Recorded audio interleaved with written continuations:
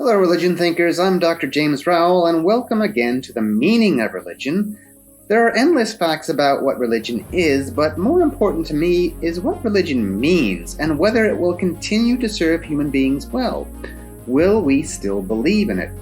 Today I ask, what is Christian realism? Christian realism is associated with Reinhold Niebuhr, a Protestant 20th century American theologian.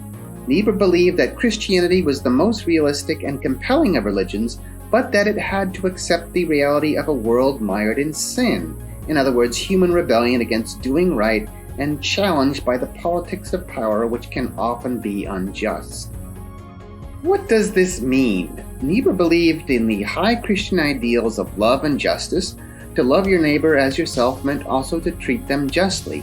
A good thing, isn't it? That describes the Christian part.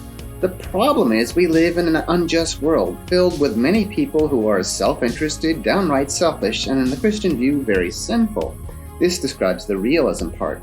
Niebuhr aligned himself with St. Augustine here, so Christian realists have high ideals for promoting a better, more just world, while our realism knows that this is a very difficult goal to achieve.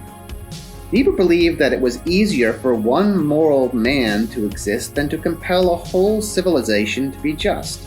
This he wrote about in Moral Man, Immoral Society, one of his most famous books. Let me give a brief illustration of my own. Imagine you are trying to give up smoking. That is easier for one person to do than to get a whole of society to give up smoking, isn't it? Now, I don't mean to pick on smokers, just to illustrate that human behavior is hard to change and societal norms harder still. So it is also difficult for human beings to change and make more moral the civilization in which we live.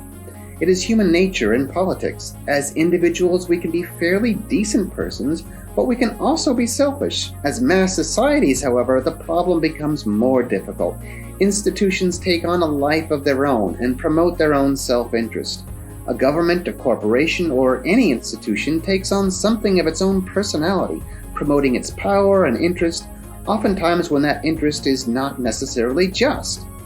Self-interest and survival are in constant competition here with the better ethics of love and justice taught to us by our religions and philosophies such as Christianity. That's Christian realism for you, the belief that Christian ethics have a high and good ideal to teach the world, but the reality that it is a world marked by self-interest and power, and that justice is not going to be realized easily. It may sometimes require force or coercion. Christian pacifists have often not cared for that or for Niebuhr. Certainly Martin Luther King Jr. showed us that justice might be obtained non-violently. But the question Niebuhr asked, and I do as well, can all political situations requiring justice be met without the possible use of force when democratic and diplomatic efforts fail? Niebuhr believed the answer was no, and I think he was right about that.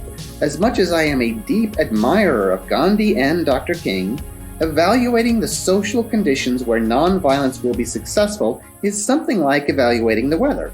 Sometimes you need an umbrella, sometimes you do not. But if you do not have a healthy estimate of the forces of injustice arrayed against you, then you may be in for a very difficult ride. Christians should never give up on nonviolence, true, but neither wholly confine our efforts to it. Peace is always the ideal, and force is the last resort. That's my view. I'm Dr. James Rowell. I hope you like this video and subscribe, and look forward to more videos.